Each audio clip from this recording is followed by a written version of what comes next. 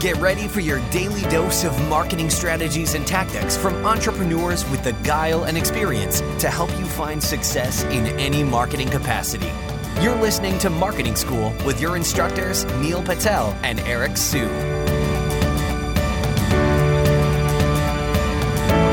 Welcome to another episode of Marketing School. I'm Eric Su. And I'm Neil Patel. And today we are going to talk about 7 ways to keep potential clients engaged during business pitches. So lesson number 1, you know what works for us? We actually did this a couple weeks ago. We actually made sure that we went above and beyond. We posted things against, basically we were over-prepared coming into the meeting. We posted, different creatives, different targetings against the wall because this person was a very visual person. And we made sure we prepared ahead of time really good catered lunch. And we just made the experience really good. People actually came in dressed up too from my team. And it just made the experience great. And they actually commented about it afterwards in terms of how comfortable they were. And this was a client that was, this was a big spending client too. So it worked well for us. Number 2, storytelling. When you tell stories, people get more engaged. Storytelling goes back thousands and thousands of years, but it's effective because people remember stories. And if you can tell stories that other people can relate with, you're much more likely to keep them hooked. Yeah. And number 3, this kind of builds on what Neil was talking about during a business pitch.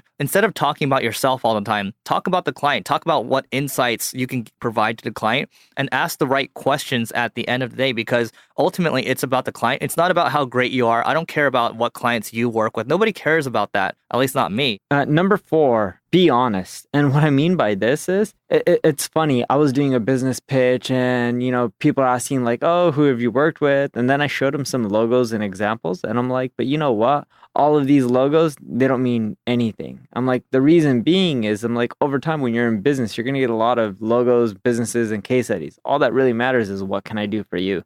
And they just started laughing. And number 5, so when I talk about providing, value in these pitches, it's not just about, a talk fest from you. It's about how can you give a little bit of a carrot, dangle a carrot in front of them and actually provide some, let's say, hey, can you give us access to your analytics profile, for example, or read-only access to your Facebook ads, your Google AdWords. We actually take a look at this stuff and then we tell them, hey, here's what's going on. Here are a couple of opportunities that we see. Here's some bullet points. What are your thoughts around this? And then they start to talk back and then it becomes an engaging conversation instead of just you talking the whole time. And what I find, just building on, so what we use a tool called UberConference, and it shows you what percent of the time you're talking. You should not be talking, maybe more than 30% of the time. You should be asking questions, at least in the, in the beginning. You're asking questions, you're discovering things, and you're letting them answer because guess what? People like talking about themselves. Yeah. Number 6, pay attention to the other person or party. And what I mean by that is if you see them getting bored, then change it up. If you see things are going to be taking too long, then make it shorter because people have short attention spans. But pay attention to the other person. The more you pay attention to them, the more likely they are to be engaged. Because if you see that whatever you're telling them is putting them to sleep, then stop right there and go change it up. Yeah. And number 7, so you want to have something visual. We talked about putting things against the wall, but also a lot of our pitches are, done through Zoom, for example, which is what we use for presentations. Great tool.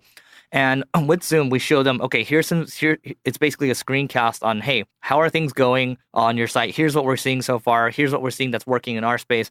We basically make it very visual to them because a lot of people are visual. I know I'm visual.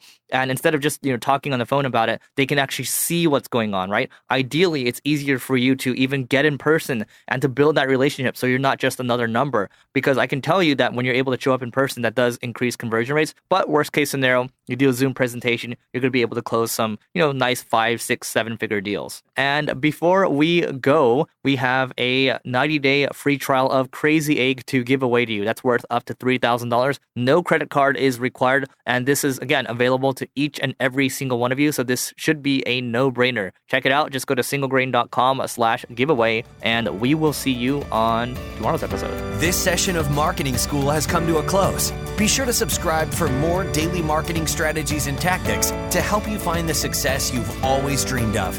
And don't forget to rate and review so we can continue to bring you the best daily content possible. We'll see you in class tomorrow, right here on Marketing School.